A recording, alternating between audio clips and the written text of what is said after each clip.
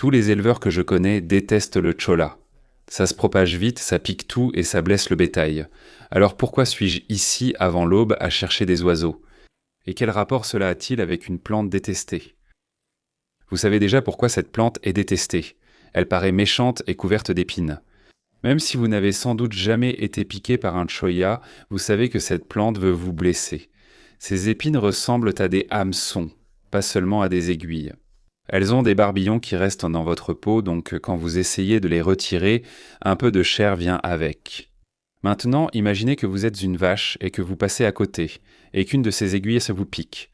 Vous n'avez pas de main, vous n'avez certainement pas de pince. Elle reste simplement là, comme une plaie ouverte dans le désert, laissant entrer toutes les bactéries, provoquant des infections, et parfois ces infections tuant les animaux. Ce serait un bon endroit pour vous montrer quelque chose. Ce n'est pas la sécheresse, c'est juste l'hiver qui arrive. Mais quand il y a sécheresse, le bétail cherche désespérément du fourrage. Regardez ce petit brin d'herbe là. Ils essaieront soit de se frayer un chemin pour atteindre la nourriture, soit même d'essayer de manger le cholla lui-même. Et oui, poussés à la folie par la faim, ils essaieront vraiment de manger à travers les épines. Et c'est là que la catastrophe arrive. Une vache avec la bouche pleine d'épines ne peut rien faire et le veau ne peut pas téter. Si vous avez déjà eu un afteux, vous savez combien il est difficile de mâcher ou de bouger un liquide pour éviter la douleur. Imaginez une bouche remplie d'aiguilles. Quand les temps deviennent durs ici, le bétail devient fou de faim. Donc si un éleveur dit qu'il déteste le cholla, il a une vraie raison de se plaindre. Il n'a pas fallu beaucoup d'efforts pour faire tomber ce cholla bâton de marche par terre. Chaque fois qu'un gros animal passe, que ce soit un cerf, un wapiti ou du bétail, cela peut arriver, et c'est ainsi que le cholla se propage. Alors ce gars fait une petite promenade, et puis la vache frôle par hasard ce créosote, et finalement le vent souffle et cela tombe par terre. Que vient-il de se passer ici ? On peut voir, grâce au soleil du matin qui est à l'ouest, où ce cholla est tombé. Il est à l'ombre du créosote. Surtout le soleil du sud et le soleil de l'ouest, d'où provient la chaleur la plus intense du désert. Cette stratégie de clonage a parfois de la chance. Elle tombe à un endroit optimal et cela encourage la plante à se répandre. En fait, je veux vraiment que cette plante se propage, donc ça me va de lui donner un endroit encore meilleur. Au début des années 1900, les Australiens ont importé le cholla depuis les Amériques. Et c'est parce que de nombreuses régions d'Australie ont un climat très similaire à celui de l'extrême ouest du Texas. Ce qui pousse bien ici pousse sûrement là-bas aussi. Qui sait pourquoi ils ont amené le cholla ? Peut-être que c'était une curiosité de jardin, peut-être qu'ils voulaient construire des clôtures vivantes, mais vous connaissez l'histoire, le cholla s'est échappé, et maintenant c'est devenu une sorte de fléau. En quelques décennies, le cholla a infesté des milliers d'hectares à travers l'Australie, et cela a eu de nombreuses répercussions. Il forme des fourrés, il bloque le déplacement du bétail, parce que cela peut être une clôture vivante. Ce n'est peut-être pas la clôture que vous souhaitez cependant. Vous pouvez en prévoir les conséquences. Les moutons mettent à leur tête, ils se font piquer, ils n'ont pas de mains, encore moins de pouces pour retirer les épines de leur visage. Ils s'infectent et, ce qui est vraiment important, ces épines restent coincées dans leur laine, et cela signifie que les éleveurs reçoivent moins d'argent pour leur bétail. Le gouvernement australien l'a finalement classée comme mauvaise herbe d'importance nationale, indiquant qu'elle est envahissante et incontrôlable. Mais pour réitérer ici, c'est une plante indigène et elle a sa place. Tout cela pour dire que la préoccupation d'un éleveur au sujet du cholla est tout à fait légitime, très bien fondée sur l'expérience. Ils n'ont pas tort. Mais voici ce que je pense qui diffère, hormis que le cholla vient de l'ouest du Texas. Le problème de l'Australie n'était pas seulement les cactus, c'était avant même l'arrivée des cactus. C'est un pays rempli de paysages dégradés, de sols surpâturés et surtout de terres exposées et stériles. Cela a laissé un paysage dégradé où la végétation qui aurait pu concurrencer la cholla au départ n'existait plus. Elle n'avait pas d'ennemis, alors elle a tout envahi. La cholla n'a pas envahi un écosystème sain. Elle a envahi un écosystème dégradé, et une fois qu'elle a pris pied sur ce sol nu, rien ne pouvait l'arrêter. Les produits chimiques mettent beaucoup de temps à tuer les cactus, et toute méthode mécanique risque de les répandre partout. On peut tenter de l'arracher en la déracinant, mais cela prend du temps, coûte cher et use beaucoup le matériel. La cholla appartient à la famille des cactus et est proche de la figue de Barbarie. Ce qui tue les cactus, c'est l'ombre et l'eau. Ma mission est de créer une forêt dans le désert. Depuis 2 ans, j'essaie de faire pousser des arbres à partir de graines, mais sans succès hors pépinière. J'adapte mon approche. Je me concentre d'abord sur la restauration des plantes qui veulent pousser sur un sol nu, les herbacées, les graminées, et en particulier les cactus comme le cholla. Et en ce qui concerne cette plante, je mise sur la restauration plutôt que sur l'éradication. Mon plan, si je répare le sol, si je rétablis le cycle de l'eau et si je crée un peu de couverture, cela finira par surpasser le cholla. Elle a son rôle à jouer, puis je veux qu'elle se rende elle-même inutile. J'ai récemment emmené ma famille chez Native American Seeds, leur ferme à Junction au Texas qui se trouve sur le plateau Edwards. Ils reçoivent en moyenne 20 pouces de pluie, soit 6 à 8 de plus que chez moi, où il tombe 12 à 14 pouces. Pendant que nous séjournions dans une cabane là-bas, que je recommande vivement, c'est vraiment génial, c'est une excellente expérience. C'est sur la rivière Llano, je le recommande fortement. Mais pendant que je séjournais dans la cabane, j'ai remarqué que le cholla poussait partout et il a l'air complètement différent de ce que je vois ici à Dustups. Sur mon ranch, il pousse peut-être aussi haut et un grand fourré peut être aussi large. Chez Native American Seeds, à Junction, il poussait à peu près aussi large et jusqu'ici et était découvert de baies. Il y a une quantité appropriée de soutien à apporter à cette plante, si c'était mon objectif. Ce n'est pas le cas. C'est une espèce de charpente que je veux utiliser. Je veux qu'elle devienne inutile d'elle-même. Ce que j'ai remarqué du cholla, c'est son emplacement et sa façon de pousser, différente de ce que je vois sur Dustups. Sur Dustups, il pousse sur des sols minces, généralement tout seul. Chez Native American Seeds, il poussait à côté des herbes et des arbres, et il avait beaucoup d'ombre. Je pense que cela s'explique par des précipitations et des sols différents.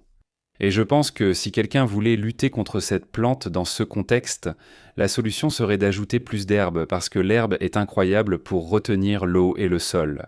Et l'eau est le moyen d'éliminer les cactus. Si vous éliminez les zones nues, vous vous concentrez sur le fait de mettre de l'herbe dans chaque espace vide, ce qui permet de retenir l'eau dans le sol plus longtemps. Une pelouse bien établie surpassera le cactus comme le cholla toute la journée. Même en visitant un endroit réel, quelqu'un ayant une expérience en agriculture ou en élevage pourrait regarder ce buisson et y voir un problème. Je comprends et je compatis avec ce point de vue, mais je vois aussi davantage d'écologie comme la solution, plutôt que des produits chimiques ou le défrichage. Cependant, je suis un novice. Vous ne devriez pas accorder trop de confiance à mes idées. Il vaut bien mieux que je vous montre des preuves basées sur ce qu'il y a ici au ranch, plutôt que de spéculer. Allons faire un tour sur la pente exposée au nord, juste ici à côté du camp. Je vais vous montrer où l'herbe est la plus dense et où je pense ne pas trouver de cholla. Nous avons établi que le cholla et d'autres plantes épineuses offrent un couvert végétal pour les cailles, les rats kangourous et d'autres petits mammifères. Mais cela ne répond pas vraiment à la question que se posent les éleveurs. Que faire si cette plante piquante et envahissante est présente ? Pourquoi voudrais-je la laisser concurrencer l'herbe, dont j'ai besoin pour nourrir mon bétail ? Pour répondre à cette question, parcourons une prairie du désert de Chihuahua. Ceci est un versant exposé au nord. Et j'espère qu'en filmant à cette heure de la journée, avec le soleil en contre-jour, vous pourrez voir toutes ces têtes de graines. Je vais donc faire un gros plan pour m'assurer qu'il s'agit bien de l'herbe Grama. Et ce que je veux que vous remarquiez, c'est que c'est la zone la plus dense du ranch, même si ce n'est pas si dense que ça. Et ce que vous voyez principalement ici, c'est ce petit buisson ici, qui est du tapis froissé violet.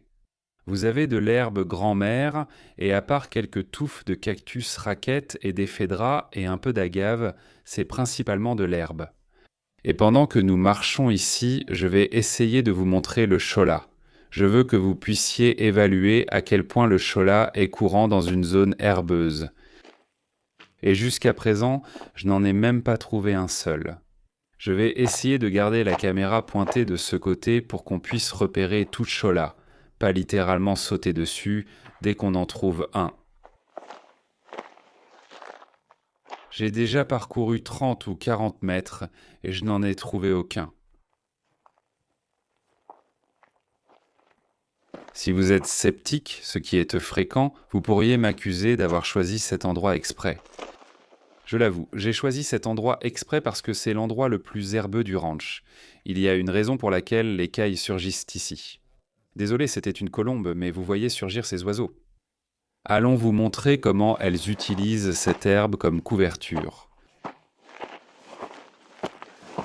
Et en chemin, nous pouvons voir ce que Les voilà, juste là. D'accord, donc elles étaient simplement cachées au sol ici, juste à côté de ce figuier de Barbarie, et elles viennent d'atterrir dans ce buisson là-bas.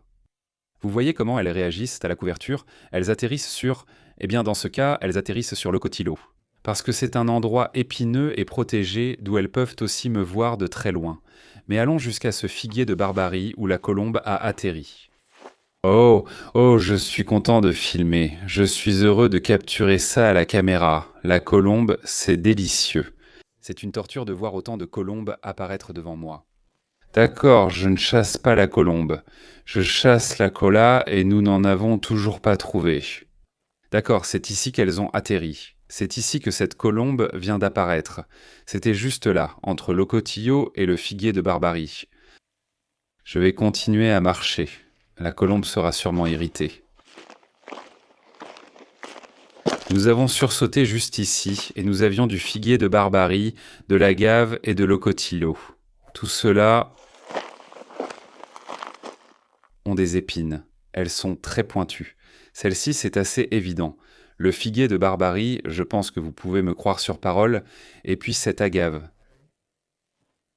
Il y a ces barbillons sur les pancas ou les feuilles qui sont très serrés. Regardez mon doigt qui s'étire. D'accord, et on a marché tout ce chemin sans trouver le moindre chola. Donc maintenant, montons simplement. Ça fait combien de mètres? Est-ce que c'est... Il y a encore une colombe? Ah, c'est une caille. Ça doit être une caille, juste là. Là-haut, au sommet de la colline. Je vais courir là-bas et je n'arrive pas à bien voir, mais je distingue très clairement la silhouette. Si je m'approche et qu'elle s'enfuit en courant, c'est une caille, et si elle s'envole, c'est une colombe. Allons-y directement et voyons comment l'oiseau se comporte. Colombe. D'accord, mais on devrait trouver du choya ici. Oh, ils sont... Oh, mince. Oh, ça s'éteint, d'accord. Regarde ça, en plein dans la poire de Barbarie.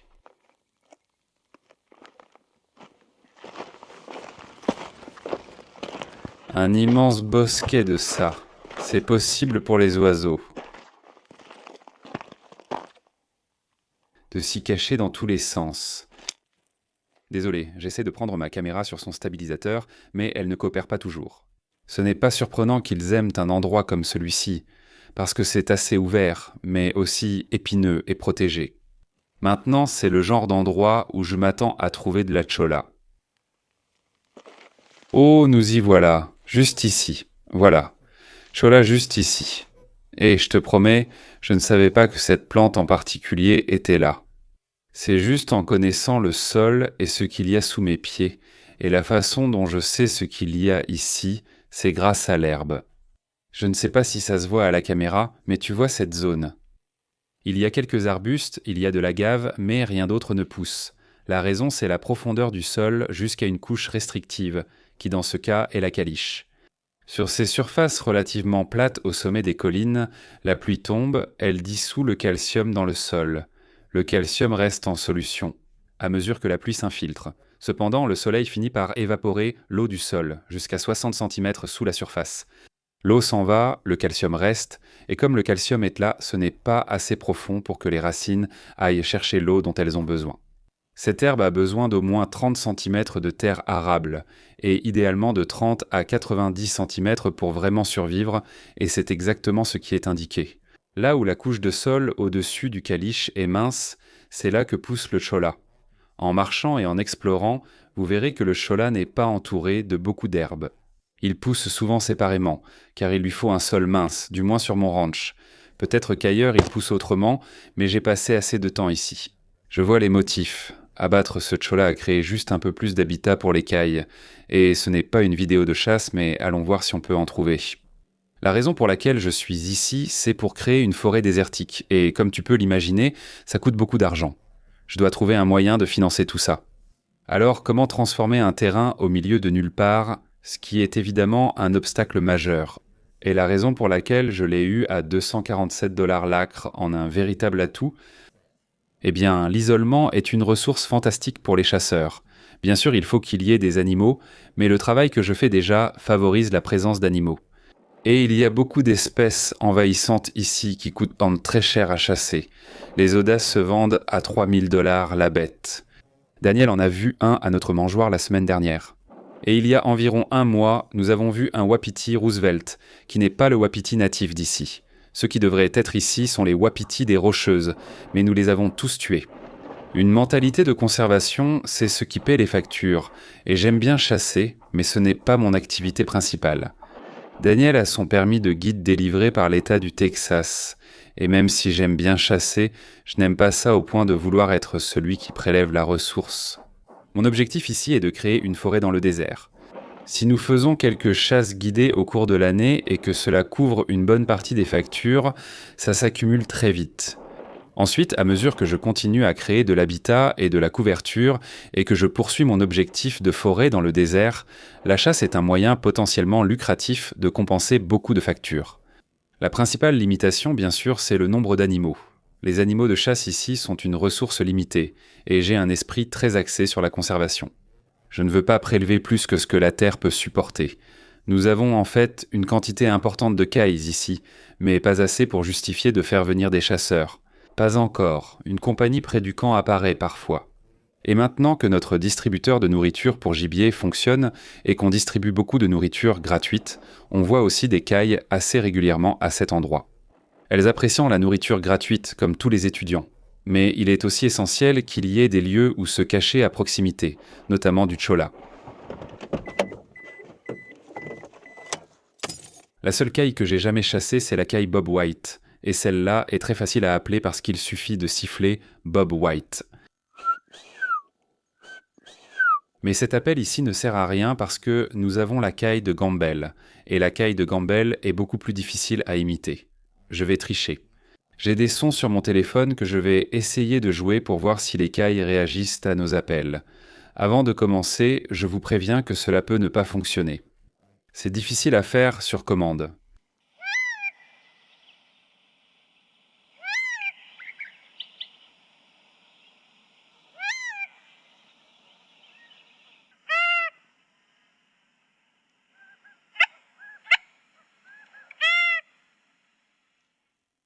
Allons là-bas. Je vais prendre le fusil de chasse parce qu'il y a beaucoup de pécaris là-bas et, s'ils sont en colère, je vais perdre.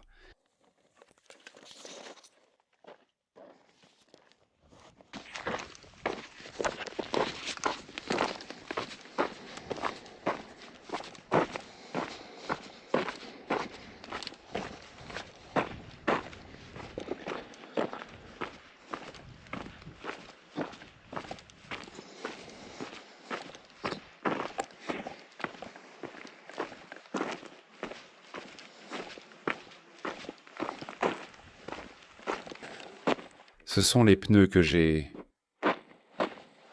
pas douce. En essayant de faire un dérapage contrôlé, mais nous les avons récupérés.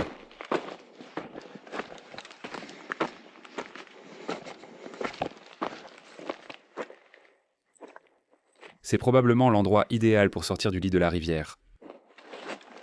Je ne suis pas revenu ici depuis que Daniel a installé la mangeoire.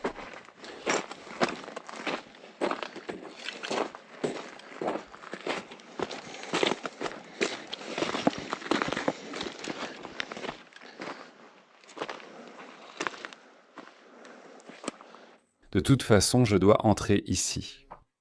Je vais installer la caméra de chasse, allons jeter un œil. Cet espace dans la clôture existe car le bétail ne peut pas tourner ainsi. Donc cela permet à tous les pécaris et aux cerfs mulets d'entrer, même s'ils peuvent sauter la clôture, et ça empêche le bétail d'entrer. Ce n'est pas idéal que je sois ici en ce moment.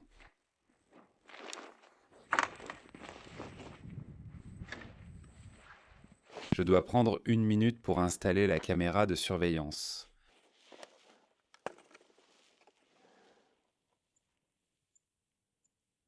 Essayons encore une fois.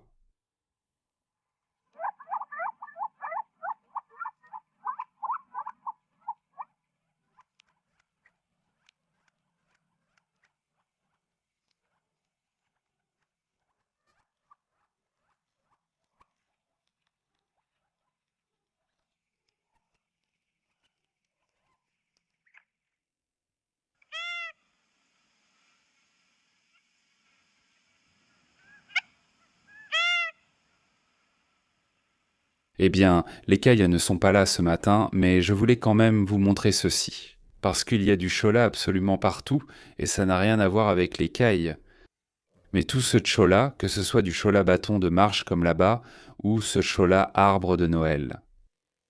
C'est la raison pour laquelle cette zone en général a des cailles, parce que c'est là. Il y a un bosquet ici, un autre là, un petit, et puis tu as ce très grand là. Juste ici. Il y en a qui poussent à côté de ce théâtre avec l'opatilo. Il y en a ici, donc il y en a beaucoup ici, ici, ici. Il y a beaucoup d'endroits épineux où un petit oiseau peut courir dans le bosquet et aller se cacher. Pour que la caille prospère, il ne suffit pas de petites parcelles isolées. Il faut des espaces bien plus vastes et denses, comme dans le lit de la rivière où vous m'avez vu marcher. Bien que la cholla soit souvent détestée, je trouve ces baies assez bonnes. Légèrement acidulée, elle ferait une excellente gelée.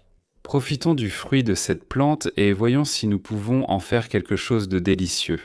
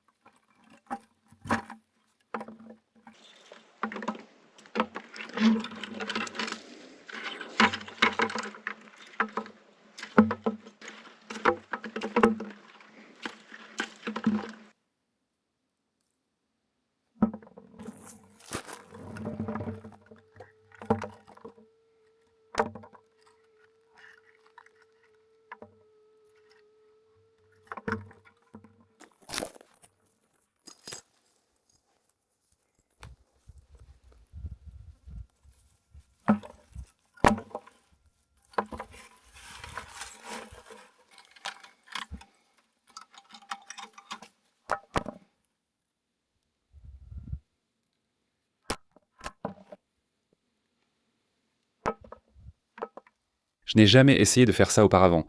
Je suppose que j'ai assez de baies. Je pense que c'est bien plus qu'il n'en faut, mais qu'en penses-tu? C'est toujours dedans.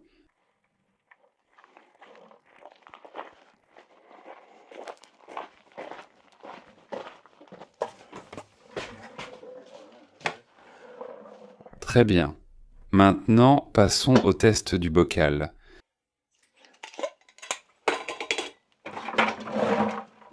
Ça a l'air d'être assez proche. Donc la première chose à faire sera d'enlever les glochides de ces baies parce qu'ils sont redoutables, et c'est à ça que ça sert.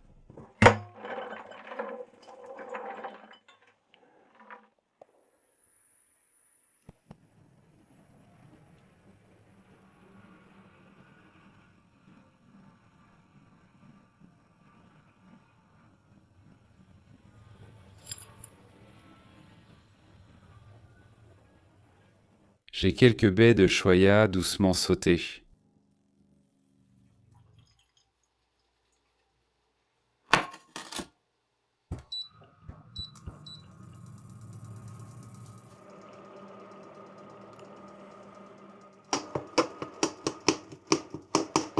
Je suppose qu'il n'y a pas grand-chose à en tirer.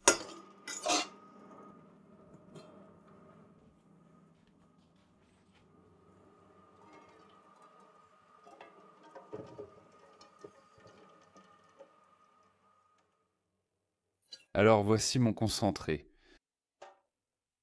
Pas autant que j'espérais, mais je peux ajouter plus d'eau selon le goût que je vais tester tout de suite.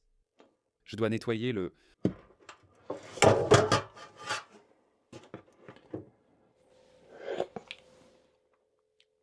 C'est bon. Ce n'est pas très sucré, ce qui veut dire que ce sera délicieux après que j'aurai ajouté le miel. Je pense que ça ira. Donc à mesure que ça réduit, évidemment, ça ne va pas donner beaucoup. Ça devrait être délicieux. Je veux dire, c'est à moitié du miel, Donc bien sûr que c'est bon, mais il y a aussi une belle saveur fruitée. Je dois juste le surveiller et m'assurer de ne pas le transformer en caramel. La couleur change. Ça devient plus foncé, mais ce n'est pas encore assez chaud. Ce ne sera pas vraiment une gelée sans pectine. Il vaudrait mieux appeler ça un sirop. Donc on dirait que ça a presque complètement réduit et je dois l'enlever. Sinon ça va se transformer en... Enfin, on y est presque. Je vais le laisser cuire encore un tout petit peu. Là, le terme sirop est beaucoup plus approprié et le rendement est ridiculement faible. Je pense qu'on en aura assez pour 2 tranches de pain grillé. Ça sent vraiment bon. C'est bon. C'est un parfum tellement agréable, fruité, avec une touche de miel, évidemment. Tu veux un peu de pain grillé? On va bouger un peu de pain grillé. Vérifions qu'il y en a. On en aura assez pour 2 tranches, mais ce sera un peu juste. Je veux dire, c'est juste du pain grillé. Je peux te le verser? C'est bon pour l'instant parce que je sais qu'il n'y en a pas beaucoup. Non, il en reste encore beaucoup. C'est juste que j'ai sorti la poêle dehors et évidemment ça a beaucoup épaissi. En gros, il faut transformer ça en miel de choya. Hmm, Ça a l'air bon, mais oh la vache, je pensais en avoir largement assez. Et c'est ridiculement petit.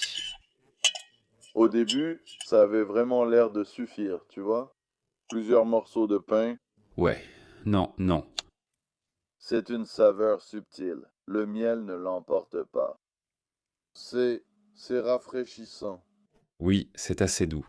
Oui, c'est agréablement rafraîchissant. Je le sais car hors caméra, je goûtais sans cesse l'usure. Mais ce n'est pas trop sucré, ce que j'aime bien. Ouais, c'est étonnamment doux. J'ai dû marcher. Enfin, je suppose que je n'ai pas marché si loin. Peut-être Ah oui, ah oui. un demi-mile de marche pour un tout petit peu de confiture. C'est une récolte modeste, mais on s'améliorera avec le temps. Choya n'est pas la seule plante que je traite et que l'on déteste. Dans cet épisode, les agriculteurs abordent cette mauvaise herbe, mais elle pourrait sauver mon ranch du désert.